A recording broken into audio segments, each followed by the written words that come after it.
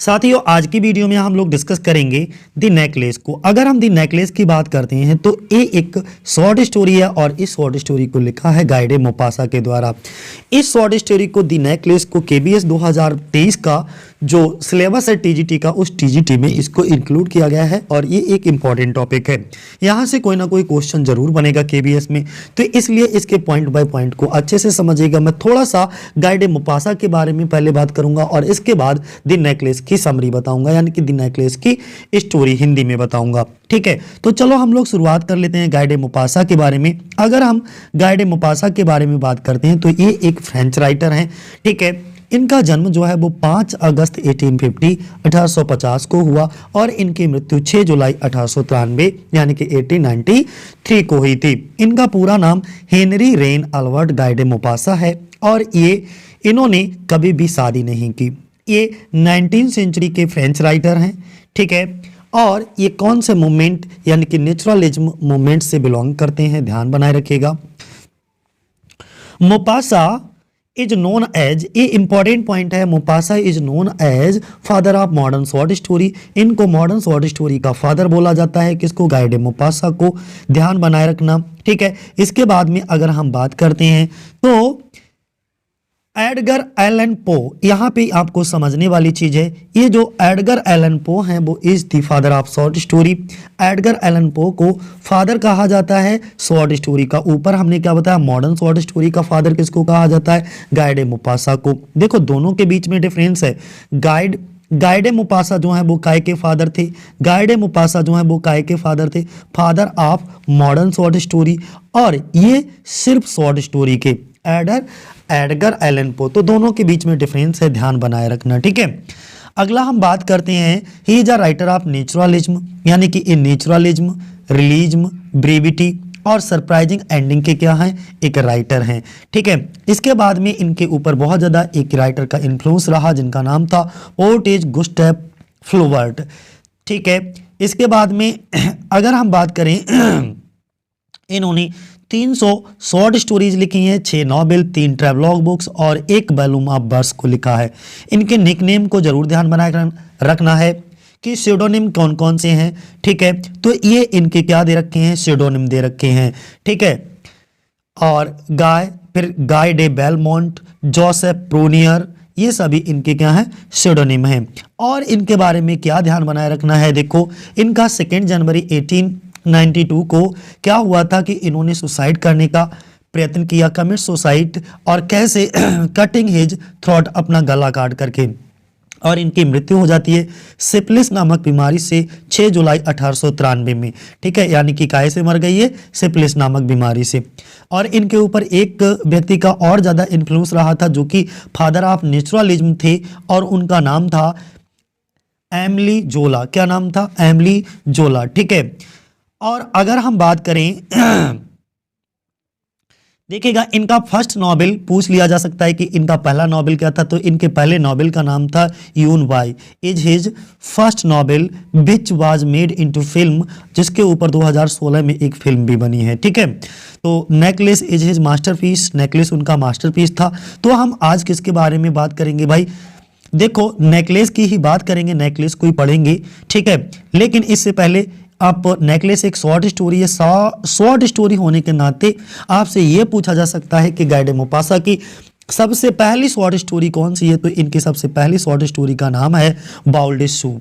ठीक है, सूप, ये इनकी पहली शॉर्ट स्टोरी। और अगर ये पूछा जाए फर्स्ट शॉर्ट स्टोरी कलेक्शन का नाम बता दो, तो ला मेंशन टेलियर इनका पहला जो है वो क्या है, शॉर्ट स्टोरी कलेक्शन है। इसके बाद ये इनके कुछ इंपॉर्टेंट वर्क हैं। ठीक है, ये फेमस कुछ शॉर्ट स्टोरीज नीचे दे रखी हैं, तो ये हैं। लेकिन हम लोग डिस्कस करेंगे किसको, हम लोग डिस्कस करेंगे द नेकलेस को। किसको, द नेकलेस को। अगर हम नेकलेस की बात करते हैं, थोड़ा सा ध्यान से समझ लीजिएगा। द नेकलेस, इसका अनदर नाम क्या है, एक दूसरा नाम भी है, ओके, द डायमंड नेकलेस। ये कब पब्लिश हुआ था, जब ये पब्लिश हुआ था तब इसका नाम था, ओरिजिनल टाइटल इसका विशेष ध्यान रखना है, पूछा जा सकता है, द नेकलेस यानी कि द डायमंड नेकलेस इसको कह सकते हो। और इसका ओरिजिनल टाइटल था फ्रेंच लैंग्वेज में जब इसको लिखा गया था, ला परूरी, क्या नाम था, ला परूरे। और ये पब्लिश कब आया था, कब लिखा गया था, 1884 में। Short story known for its twisted ending. और इसको सबसे ज़्यादा किस लिए जाना जाता है, डायमंड के ट्विस्टिंग एंडिंग के लिए। और एक बात बता दूं, गाय डे मोपासा ही इनके जितने भी वर्क या शॉर्ट स्टोरी या नॉवेल्स जो भी लिखे इन्होंने, वो इनके सभी नॉवेल जो हैं वो ट्विस्टेड एंडिंग के लिए जाने जाते हैं। और ये सबसे पहली बार एक फ्रेंच न्यूज़पेपर में पब्लिश हुआ था। और उस फ्रेंच न्यूज़पेपर का देखो आपकी स्क्रीन पर एक नाम लिखा है, ले गैलीलियो, ठीक है, गाउलोलियो। तो ये इस उसका क्या था, एक न्यूज़पेपर का नाम था। इसके जो मुख्य कैरेक्टर हैं वो कौन है, मैडम मटिल्डा लॉयसेल है, जो कि एक लोअर मिडिल क्लास वुमेन दिखाई जाती है। और ये क्या कर लेती हैं, इनकी मुश्किलें तब से बढ़ जाती हैं जब ये एक नेकलेस को बारो कर लेती हैं, उधार कर लेती हैं, उधार ले लेती हैं अपनी दोस्त मैडम फॉरेस्टर से। और जो मैडम जीन फॉरेस्टर इनका पूरा नाम है, देखो मैडम फॉरेस्टर का पूरा नाम ध्यान बनाए रखना, मैडम फॉरेस्टर का पूरा नाम ध्यान रखना, मैडम जीन फॉरेस्टियर इनका पूरा नाम है। ये क्या करती हैं, अपना डायमंड ज्वेलरी जो है उधार देती हैं, किसको, लॉयसेल को, ठीक है, मटिल्डा लॉयसेल को ये उधार दे देती हैं, जिससे मटिल्डा लॉयसेल से वो पार्टी में हार खो जाता है, जिससे उसकी मुश्किलें, उसके जीवन की मुश्किलें बदल जाती हैं, यानी कि उसका जीवन ही बदल जाता है। और ये जो स्टोरी है वो भी ट्विस्टेड है और हैज आयरनिक एंड दिखाया जाता है इसमें। अब अगला अगर हम बात करें, the necklace is imitated by Henry James as paste, the Somerset मगम imitated it as the known all the string beads. ये भी पॉइंट आपको ध्यान बनाए रखना है। हम बात करते हैं कैरेक्टर्स इंट्रोडक्शन की। किसकी बात करेंगे, कैरेक्टर के इंट्रोडक्शन की। तो देखो कैरेक्टर के इंट्रोडक्शन की अगर हम बात कर लें तो बस ध्यान से देखना है, इसमें एक नेकलेस होता है और नेकलेस के ऊपर ही पूरी की पूरी कहानी है, ठीक है। इसमें दो कैरेक्टर होते हैं, एक यम लॉयसेल इनके पति होते हैं और दूसरा मटिल्डा लॉयसेल ये इनकी पत्नी होती हैं। थोड़ा सा अगर हम मटिल्डा लॉयसेल के बारे में बताएं तो ये कौन है, ये एक प्रीटी यंग वुमेन दिखाई जाती हैं। इनकी शादी एक क्लर्क से हो जाती है, लेकिन जब इनकी शादी होती है तो वो क्लर्क से बहुत ज़्यादा हैप्पी नहीं है क्लर्क के साथ शादी करने के लिए, क्योंकि उस क्लर्क के पास बहुत ज़्यादा पैसे नहीं हैं। तो हम बता चुके हैं जो है ये क्या है, एक सुंदर जवान महिला है जिनकी शादी एक क्लर्क से हो जाती है, ठीक है। और सी इज लॉस्ट, ये जो हमेशा इनकी एक क्वालिटी है कि ये हमेशा अपने सपनों में खोई रहती हैं। और किस तरीके के सपने होते हैं, वेल्थ, धन दौलत एंड प्लेजर, खुशियों वाले, यानी कि इनका जीवन बहुत ज़्यादा लग्जरियस हो और इनके पास बहुत सारा धन दौलत हो, पैसा हो, यानी कि उनके पास वह कभी भी जो है उस चीज़ से तो कभी भी संतुष्ट नहीं रहती थी, जो भी है उससे असंतुष्ट ही रहती थी, हमेशा कभी भी इन्हें खुशी नहीं मिलती थी, वह हमेशा धन और वैभव के सपनों में खोई रहती थी। दूसरे कैरेक्टर, एक इंपॉर्टेंट कैरेक्टर हैं इनके पति, जिनका नाम है यम लॉयसेल। अगर हम यम लॉयसेल की बात करते हैं तो he is the husband of Matilda, ये मटिल्डा के पति दिखाए जाते हैं। And is an ordinary clerk, और ये एक साधारण क्लर्क हैं। इनके पास बहुत ज़्यादा पैसा नहीं है, सैलरी भी एकदम नॉर्मल सैलरी है, एक आम आदमी के या आम इंसान की तरह। बट इनकी जो पत्नी है, इनके बहुत बहुत बड़े बड़े ख्वाब हैं, ठीक है, बहुत लग्जरियस जीवन जीना चाहती हैं। चलो आगे देखते हैं। She always try to please his wife, लेकिन ये जो बेचारा है ना यम लॉयसेल, ये हमेशा प्रयास करता है टू प्लीज, खुश करने के लिए हिज वाइफ, अपनी पत्नी को, as he is caring man, क्योंकि वो बहुत ज़्यादा केयरिंग मैन है। इसका मतलब ये हुआ, ये जो यम लॉयसेल है ये कौन है, मटिल्डा का पति है और एक साधारण क्लर्क है। वह हमेशा अपनी पत्नी को खुश करने की कोशिश करता है, क्योंकि वह चिंता करने वाला व्यक्ति है, यानी कि अपनी पत्नी की खुशियों की चिंता करता है। और एक तीसरा इंपॉर्टेंट कैरेक्टर है, ठीक है, मैडम फॉरेस्टर। ये जो मैडम फॉरेस्टियर होती हैं, इनका पूरा नाम पहले ही बता चुके हैं, ध्यान से कहीं लिख लीजिएगा। She is a good friend of, यानी कि बहुत ही रिच होती हैं और एक अच्छी दोस्त दिखाई जाती हैं मटिल्डा की। बहुत ही ज़्यादा हेल्पफुल नेचर की हैं और कॉन्सिडरेट करती हैं, यानी कि विचारशील व्यक्ति है। कॉन्सिडरेट का मतलब होता है विचारशील होना, थॉटफुल व्यक्ति। सी लेंड्स मटिल्डा अ नेकलेस, वो क्या करती हैं, मटिल्डा को एक हार उधार देती हैं और लीज टू हर रुइन, वही हार उसे बर्बाद कर देता है, यानी कि मटिल्डा लॉयसेल को बर्बादी की ओर ले जाता है। तो ये थे कुछ इंपॉर्टेंट कैरेक्टर। अब हम लोग डिस्कस करेंगे इसकी समरी को, किसको, यानी कि what is the summary of this story. तो इस स्टोरी की समरी की देख लो। सबसे पहला पैराग्राफ है अगर हम सबसे पहले पैराग्राफ की बात करते हैं तो मटिल्डाज ब्यूटी एंड पॉवर्टी की बात करेंगे। किसकी बात करेंगे भैया? मटिल्डाज ब्यूटी एंड पॉवर्टी, यानी कि मटिल्डा की सुंदरता और निर्धनता। मैथिल्डे पेरिस में रहती थी, वह बहुत सुंदर थी, वह बहुत ज़्यादा सुंदर थी और उसके पिता एक क्लर्क थे। उसके पिता क्या थे? एक क्लर्क थे। इसमें मटिल्डा के मार्ग में दो कठिनाइयां आई थीं। मटिल्डा के मार्ग में कितनी? दो कठिनाइयां आई थीं। पहली, उसके पिता निर्धन, इसीलिए उसको दहेज नहीं दे सकता था, और दूसरी, उसकी स्थिति निम्न थी, इसलिए मटिल्डा बड़े मनुष्यों से नहीं मिल सकती थी। यदि वह उससे मिल पाती तो वह उनमें से किसी को भी अपने सौंदर्य को आकर्षित कर लेती, और वह ऐसा नहीं कर सकी। अतः उसे एक निर्धन मनुष्य से विवाह करना पड़ा। उसका नाम क्या था? लाइसेल था। वह एक कहाँ था? तो ये भी ध्यान बनाए रखना कि वह, उसका नाम तो लाइसेल था और वह एक ऑर्डिनरी क्लर्क था जो कि एक मिनिस्ट्री ऑफ पब्लिक इंस्ट्रक्शन में काम करता था, यानी कि एक शिक्षा के मंत्रालय में साधारण क्लर्क था। इतना ध्यान बनाए रखना। अब नेक्स्ट, अगर हम अगला बात करें तो अगला क्या है कि मटिल्डाज अनहैप्पी लाइफ। मटिल्डा की अनहैप्पी लाइफ कैसे होती है? Matilda married. इस पैराग्राफ को अब बड़े ध्यान पूर्वक समझिएगा, मैं आपको समझा रहा हूं इस पूरे पैराग्राफ को हिंदी में एक्सप्लेन करके। मटिल्डा का जो जीवन होता है वो बहुत ज्यादा दुखी होता है। मटिल्डा, ये जो मटिल्डा है ना, ये क्या करती है? का विवाह जीवन बहुत दुखपूर्ण है। वह निर्धन क्लर्क की पत्नी है, ये इसका पति क्लर्क है, इसलिए उसको अच्छी वस्तुएं नहीं मिल सकती। उसे साधारण पोशाक पहननी पड़ती है।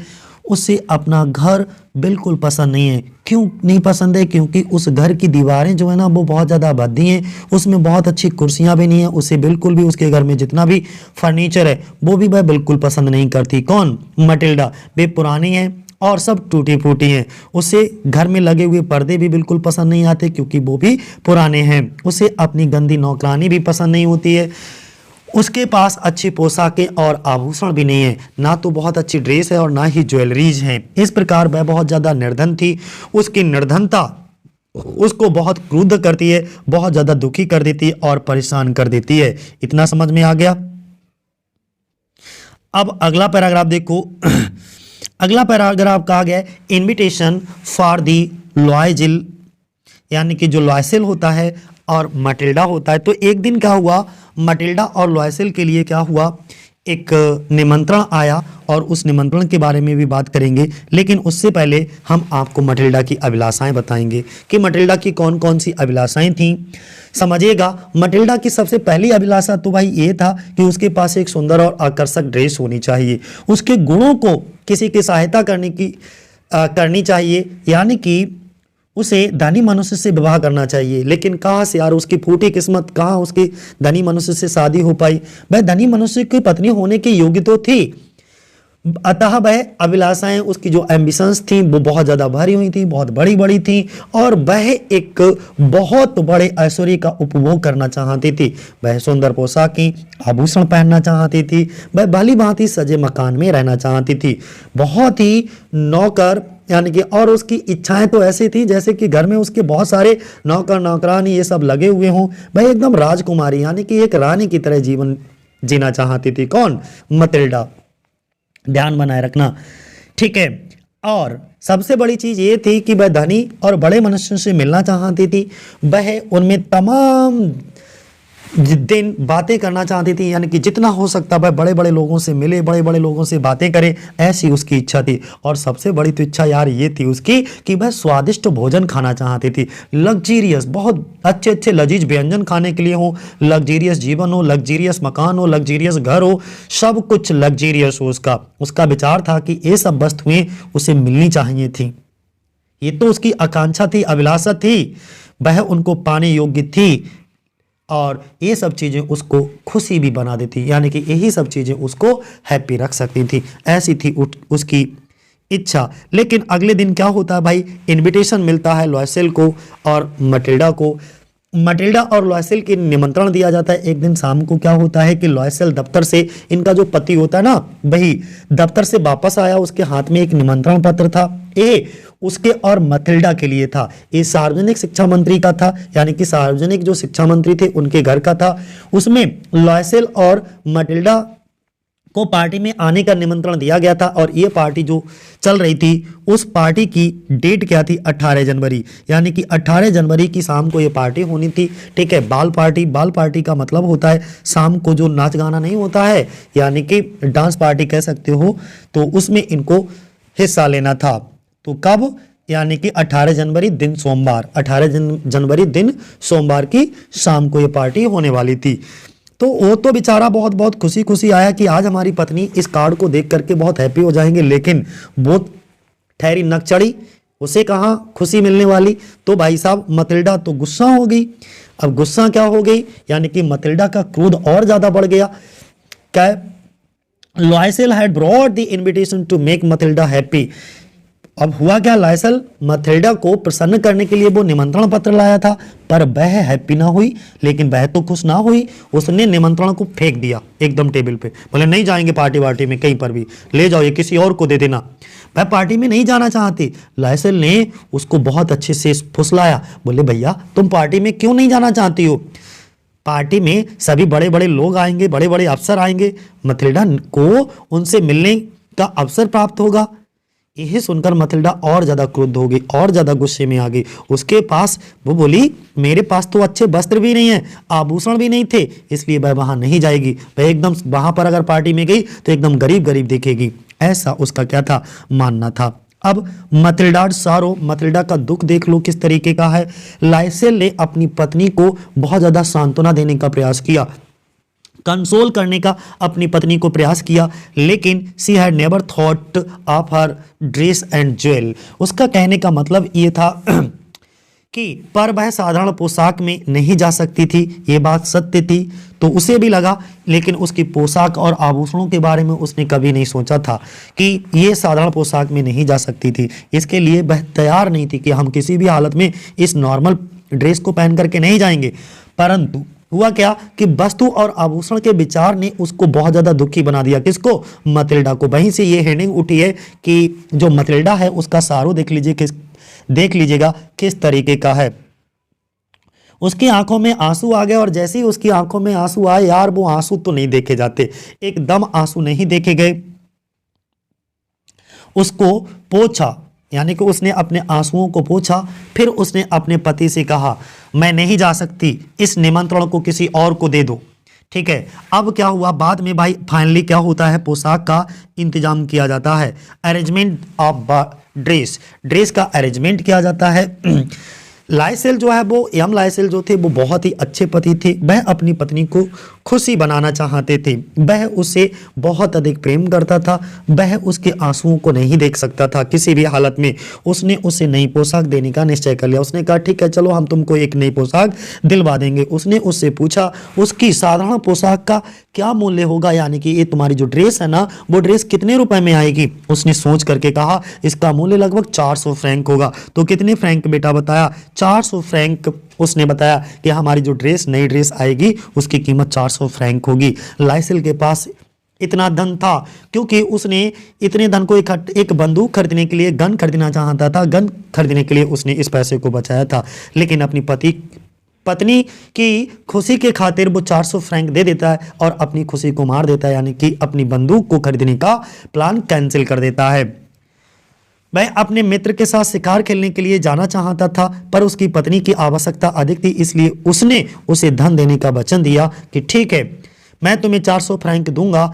इससे उसे कुछ दुख हुआ कि चलो मैं अपनी गन नहीं खरीद सकता, थोड़ा सा दुख हुआ, लेकिन उसने अपनी पत्नी की खुशी ज़्यादा इंपॉर्टेंट थी, इसलिए उसने वो 400 फ्रैंक दे दिए और अपने आप दुखी हो लिया, कोई बात नहीं। पर मटिल्डा के आनंद को उसने आनंदित कर दिया, यानी कि उसको हैप्पी कर दिया, उसके चेहरे पर मुस्कुराहट ले आया। तो जो एम लॉयसेल था वो इस तरीके का पति था। इसके बाद क्या होता है, नेक्स्ट कहानी कहाँ पे पहुंच जाती है, प्रॉब्लम। प्रॉब्लम ऑफ ऑर्नामेंट, चलो भैया ड्रेस का तो इंतजाम हो गया, लेकिन अब जो ऑर्नामेंट है, आभूषण है, उनका इंतजाम कैसे, और बिना आभूषण पहने हम कैसे जाएंगे, है ना। तो अब आभूषण की समस्या आ गई। मथिल्डा ने नई पोशाक तो बनवा ली, पार्टी होने में अभी भी 3 दिन बाकी थे। लाइसेल को अपनी पत्नी के का आनंद देखने की आशा थी। वो ये चाहता था किसी भी तरीके से मैं अपनी पत्नी को मुस्कुराते हुए देखना चाहती थी। मैं पार्टी में पर वह आनंदित नहीं थी, ठीक है, अभी भी उसके चेहरे पर किसी तरीके की कोई खुशी नहीं थी। इसलिए लाइसेल ने इसका कारण पूछा कि भाई, उसके पति ने अपनी पत्नी से पूछा, अरे पत्नी, आप अब भी हैप्पी क्यों नहीं हो, अभी भी आपके चेहरे पर मुस्कुराहट क्यों नहीं आई। तो मथिल्डा ने उत्तर दिया, मेरे पास एक भी अच्छा आभूषण नहीं है, मेरे पास एक भी अच्छा आभूषण नहीं है। मैं पहन के ड्रेस तो दिलवा दी तुमने 400 फ्रैंक में, अब आभूषण कौन दिलवाएगा, इसलिए मैं नहीं जाना चाहती। मैं पार्टी में बिल्कुल निर्धन गरीब स्त्री दिखूंगी, बिल्कुल एकदम कि बहुत ज़्यादा झोपड़पट्टी में रहने वाली हूँ, इस तरीके की दिखूंगी। मैं नहीं जाऊंगी तुम्हारे साथ पार्टी में, वहाँ पर सब लोग बड़े बड़े होंगे, बड़ी बड़ी घराने की औरतें होंगी, महिलाएं होंगी। लाइसेल इस बात को जानना चाहता था। उसने सुझाव दिया, मथिल्डा, आभूषणों के बजाय फूलों के आभूषण पहन ले तो और ज़्यादा सुंदर लगेगी, और तुम तो देखने में ही बहुत सुंदर हो, तो तुम्हें आभूषणों की क्या ज़रूरत, भगवान ने आपको इतना सुंदर वैसे ही बनाया है। इसके लिए मथिल्डा तैयार नहीं हुई, बोले तुम कहो कुछ भी, लेकिन हम भाई बिना आभूषण पहने पार्टी में जाएंगे नहीं। बस संयोग से लाइसेल ने एक युक्ति कही, अरे तुम्हारी तो एक बहुत ही रिच फ्रेंड है, बहुत ही धनी फ्रेंड है, जिनका नाम मैडम फॉरेस्टर है, उनके पास क्यों नहीं चली जाती हो, उनके पास चले जाओ और कुछ आभूषण ले आओ। तो ये विचार मथिल्डा को बहुत पसंद आया। उसने कहा, ये तो बात सही कही तुमने। तो वो तुरंत जाती है अपनी रिच फ्रेंड किसके पास, मैडम फॉरेस्टियर के पास में, ठीक है, और उससे कहती है कि मुझे आपके कुछ आभूषण चाहिए, ठीक है। तो देखो अब आगे हम लोग बात करते हैं, ये आइडिया उसे पसंद भी आया। अब फॉरेस्टियर्स डायमंड नेकलेस, मैडम फॉरेस्टियर का जो डायमंड का नेकलेस होती है उसको लेकर के आते हैं। इस पैराग्राफ को अच्छे से समझिएगा। दूसरे दिन जो मटिल्डा थी अपने मित्र के पास गई, उसने मैडम फॉरेस्टियर से आभूषणों के बारे में कहा।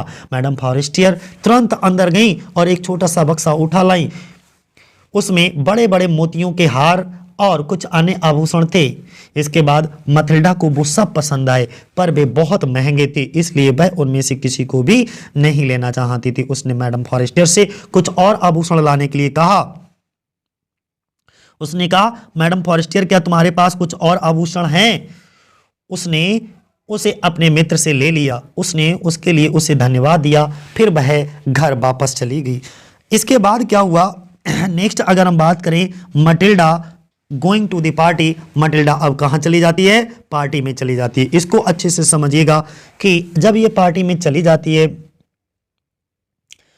पार्टी की शाम आई, मटिल्डा ने अपनी नई पोशाक पहनी। उसने अपने गले में हीरे का हार पहना, वह वास्तव में बहुत सुंदर दिखाई दी। फिर वह लाइसेल के साथ पार्टी में गई। पार्टी में मटिल्डा की सफलता देखिएगा। पार्टी में मटिल्डा बहुत ज़्यादा सक्सेस हुई, पार्टी में सफल हो गई, और सफल होने पर देखिएगा इस पैराग्राफ को अच्छे से।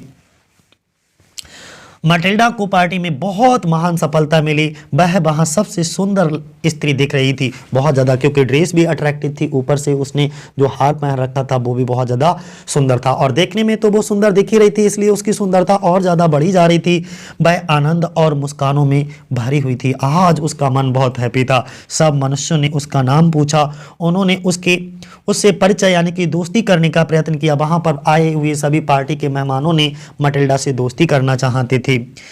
वे उसकी सुंदरता से बहुत ज़्यादा सभी प्रभावित हुए। उन्होंने उसकी प्रशंसा की, कुछ ने उसकी प्रशंसा की, कुछ ने उसकी ब्यूटी यानी कि सुंदरता की प्रशंसा की, कुछ ने उसकी पोशाक यानी कि जो ड्रेस थी उसकी प्रशंसा की, कुछ ने उसके गले के हार की प्रशंसा की। तो जिसको जो पसंद आया, जिसको जो चीज़ अच्छी लगी, उस चीज़ की प्रशंसा की। और मंत्री जिसकी पार्टी थी, उस मंत्री ने भी आकर के उसकी प्रशंसा की। मटिल्डा बहुत ज़्यादा हैप्पी होगी, और तुम्हें पता ही है प्रशंसा चाहे जैसी भी हो खुशी देती है। मटिल्डाज ग्रेट जॉय, मटिल्डा का महान आनंद। मटिल्डा पार्टी की रानी थी उस समय, पार्टी की एकदम सेंटर केंद्र बिंदु बनी हुई थी सबकी नज़रों की। सब मनुष्यों की नज़र उस पर लगी हुई थी। हर एक व्यक्ति उसी को टकटकी लगाए देखे जा रहा था, उसकी सुंदरता को निहारे जा रहा था। ठीक है, एक भी ऐसा मनुष्य नहीं था जिसे उसने आकर्षित ना किया हो। हर एक व्यक्ति को, कोई भी सुंदर वस्तु हो, और सुंदर वस्तु हर किसी की आंखों को, नज़रों को आकर्षित करती है। यहाँ पर जो है मटिल्डा की सुंदरता पार्टी में आए सभी व्यक्तियों को आकर्षित कर रही थी।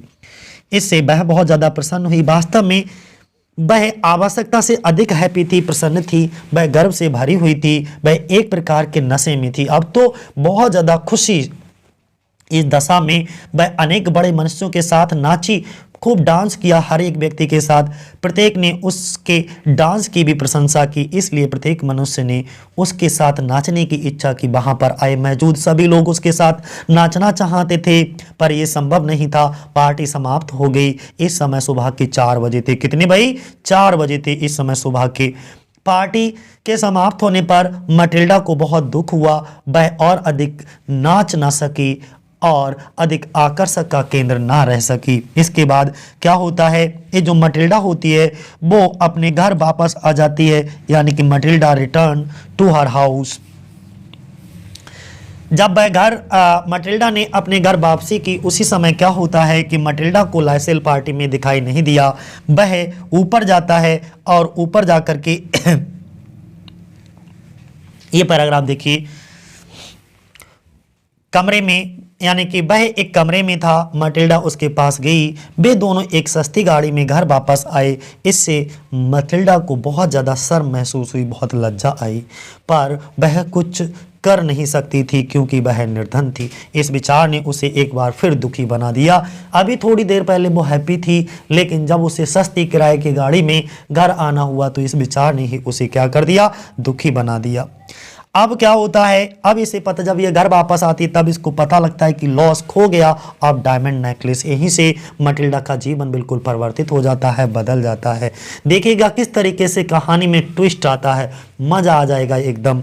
मटिल्डा कहाँ वो ख्वाबों की रानी अब कितना जो है लेबोरियस बन जाती है, कितना कठिन परिश्रम करने लगती है अपने कर्जे को उतारने के लिए। Matilda wanted to see her charm, यानी कि एक आखिरी बार वह अपनी सुंदरता को शीशे में निहारना चाहती है। तो मटिल्डा को लाइसेल पार्टी, मटिल्डा अपने आकर्षक को देखना चाहती थी, इसलिए इस शीशे के पास गई और शीशे के सामने खड़ी होकर के अपने चेहरे और गर्दन को देखना चाहती थी कि इस ड्रेस और इस हार में आखिर मैं कितनी सुंदर दिखती हूँ। जैसे ही उसने अपने गले की ओर देखा, अचानक से उसने देखा कि उसके गले में हार नहीं था। उसने मटिल्डा की प्रबल, एकदम जैसे शॉक नहीं लगता है, ठीक है, करंट सा लगना, धक्का सा लगा एकदम। वह चिल्लाई, मैंने मैडम फॉरेस्टर का हार खो दिया, I have lost madam Forestier's necklace.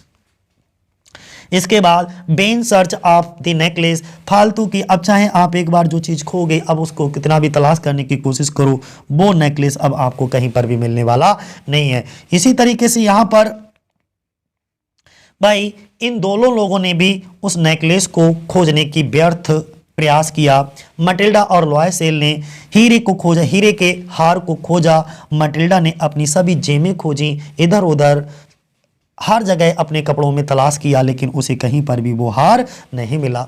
लाइसेल का विचार हुआ कि भाई कहीं गाड़ी में हो सकता है गिर गया हो, इसलिए वह गाड़ी की खोज में गया। उसने मार्ग में हार को खोजा, पर वह कहीं पर भी उसे वो हार नहीं मिला। वह गाड़ी की सब कंपनियों में गया, पर उसे कहीं पर भी किसी भी तरीके से कोई हार नहीं मिला। किसको? वो हर एक कंपनी में गया, लेकिन उसे कहीं पर भी वो हार, he did not find the necklace, उसे वो नेकलेस नहीं मिला। He went to the police station, वो पुलिस स्टेशन गया। The police made a search for the necklace, यानी कि पुलिस ने भी उसके हार को सर्च आउट करने में मदद किया। पुलिस ने हार की खोज की, लेकिन उनको भी कहीं पर भी कोई सुराग नहीं मिला। लाइसेल ने समाचार पत्रों में विज्ञापन दिया, उसने पुरस्कार घोषित किया, पर कोई भी हार को नहीं लाया, किसी ने भी हार को नहीं बताया। लाइसेल ने तमाम कोशिशें की, लेकिन हर कोशिश में उसको जो है हार मिली, लेकिन हार नहीं मिला। वह रात को लौटा, उसने जो मटिल्डा थी को अपनी असफलता के बारे में बताया कि मैंने तो हर जगह हार को तलाशने की कोशिश की, लेकिन कहीं पर भी हार नहीं मिला। वह तमाम दिन उसकी प्रतीक्षा करती रही थी कि कोई तो आए और उसका हार वापस कर जाए। उसने अपनी पोशाक भी नहीं बदली थी। वह बहुत निराश थी, अब बहुत ज़्यादा दुखी थी। अब क्या होता है भाई कि search for a new necklace, एक नए नेकलेस की तलाश करती है। ठीक है, लॉयसेल और Matilda felt very sad. Loisel और मैटिल्डा बहुत दुखी हुई। उन्होंने मैडम फॉरेस्टर का हार, हीरे का हार खो दिया था। उन्होंने सोचा कि क्या करना चाहिए। उन्होंने नया हार खरीदने का निश्चय किया। वे आभूषण बेचने वाले की कई दुकानों पर गए जो कि आभूषण बेचा करते थे, यानी कि सोनार की दुकान पर गए होंगे। अंत में उनको हीरे का एक वैसा ही हार मिल गया जिस तरीके का उनसे खुआ हुआ था, यानी कि वह बिल्कुल मैडम फॉरेस्टर के हार के समान था, लेकिन उसकी उसकी जो मूल्य था उस हार का वो 40,000 फ्रैंक था। कितना था? 40,000 फ्रैंक उस हार की कीमत थी।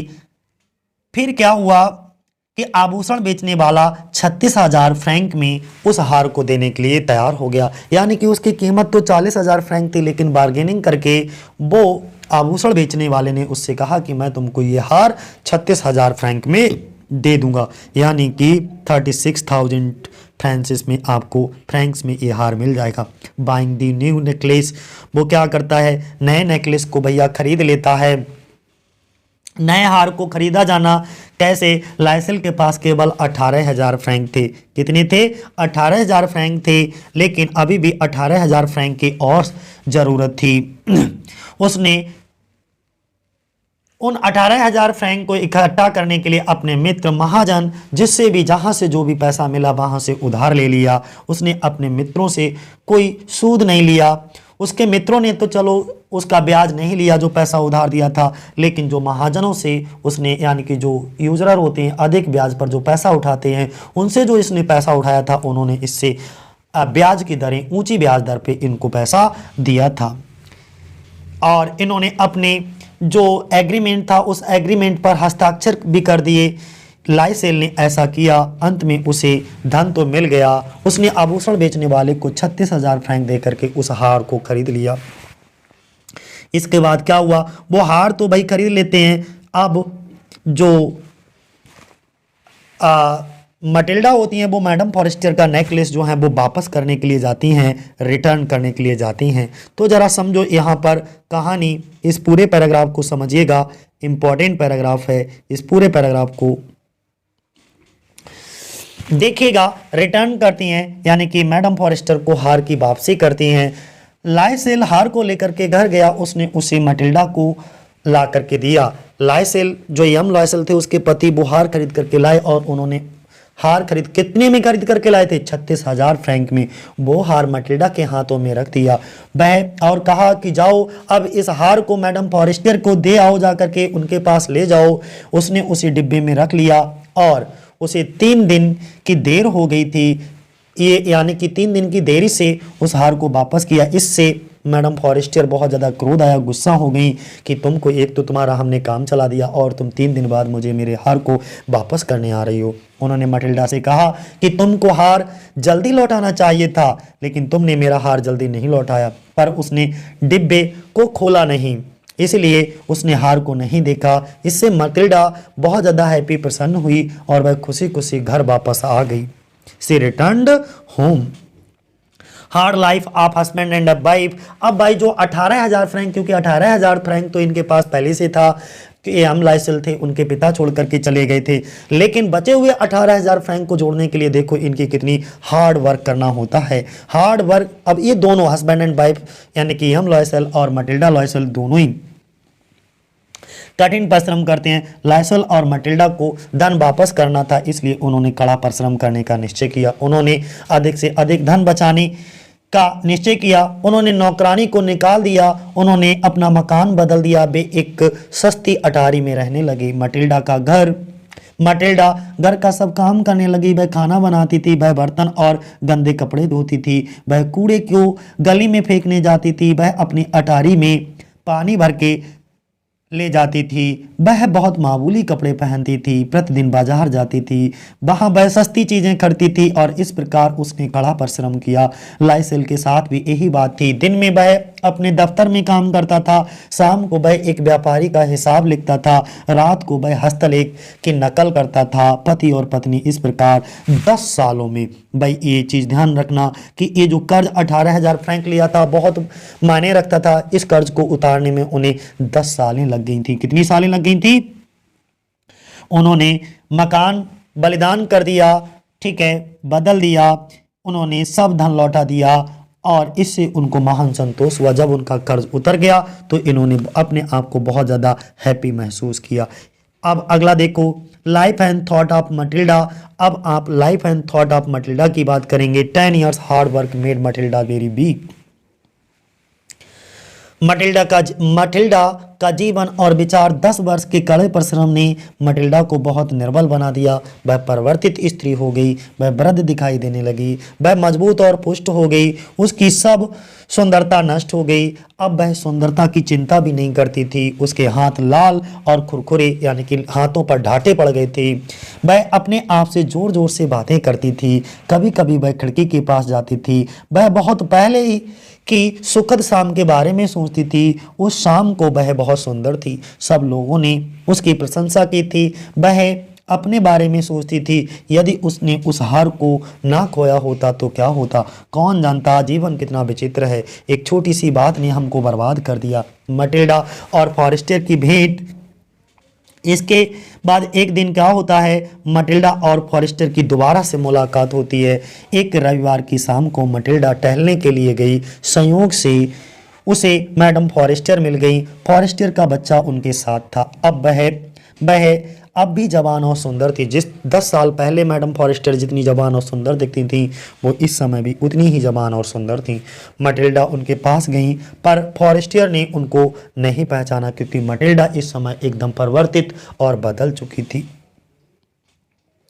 उसने मटिल्डा से कहा, मैं तुमको नहीं जानती हूँ। मटिल्डा ने उसे अपना नाम बताया। उसे सुनकर मैडम फॉरेस्टर को बहुत आश्चर्य हुआ। अब लास्ट में जब उन्होंने कहा मैं मटिल्डा हूँ, तो इस नाम को सुनकर बड़ा आश्चर्य होता है। और आखिरी पैराग्राफ देख लो कि स्टोरी ऑफ डायमंड नेकलेस। अब हीरे के हार की कहानी सुनाती हैं कि किस तरीके से उनसे हार खो गया, फिर नकली हार की जगह पर मैंने कैसे उस ओरिजिनल हार को दिया। तो बड़ा ट्विस्टिंग कहानी निकलेगी, देखना। अभी तक तुमको भी समझ आ रहा होगा वो हार जो है असली था। वास्तविकता में वो हार असली नहीं, वो तो हार नकली था और उसकी कीमत सिर्फ 500 फ्रैंक थी। आखिरी पैराग्राफ में बिल्कुल कहानी के एंड में पता लगता है। इससे पता लगता है कि इनकी जो शॉर्ट स्टोरीज हुआ करती थी उनका एंडिंग बड़ा ट्विस्टेड होता था। मैडम फॉरेस्टर ने मटिल्डा से पूछा कि तुम इतनी बदल गई हो, कैसे बदल गई इतनी, और इतना कमजोर दुबली पतली, और ये तुम्हारी सुंदरता को क्या हुआ? मटिल्डा ने उसे हीरे के हार की कहानी सुनाई। उसने फॉरेस्टर को हार पार्टी में खो जाने के बारे में बताया कि आपसे जो मैं हार लेकर के गई थी वो हार मुझसे पार्टी में खो गया था। फिर मैंने उसके बदले में एक दूसरा हार खरीदना पड़ा और उस हार की कीमत 36,000 फ्रैंक थी, जिसकी 18,000 फ्रैंक तो मैंने चुका दी थी, लेकिन बचे हुए 18,000 फ्रैंक चुकाने में मुझे 10 साल लग गए। और ये 10 वर्ष तक हम लोगों ने कठिन परिश्रम किया और इसीलिए हमारी सारी सुंदरता और हमारा ये शरीर सब बेकार हो गया। तभी वह एक नया हार खरीद पाई जिसका मूल्य 36,000 फ्रैंक था। फॉरेस्टियर को, मैडम फॉरेस्टियर थी, ये सुनकर के बड़ा धक्का लगा और आश्चर्य हुआ। उन्होंने मटिल्डा पर दया आई, उनको मटिल्डा पर बहुत ज़्यादा दया आई और उन्होंने मटिल्डा से कहा, अरे बहन, मेरा हीरे का हार असली नहीं था, वो तो नकली था और उसका मूल्य सिर्फ 500 फ्रैंक था। कितना? 500 फ्रैंक था। तो ये थी कहानी और लास्ट में ये भी पता लग जाता है वो हार कैसा है, ट्विस्टेड। तो वो हार कैसा था? नकली था। इतना क्लियर हो गया। तो आज के लिए इतना ही साथियों, अगला हम लोग डिस्कस करेंगे अगले स्टोरी को, केबीएस की। जय हिंद।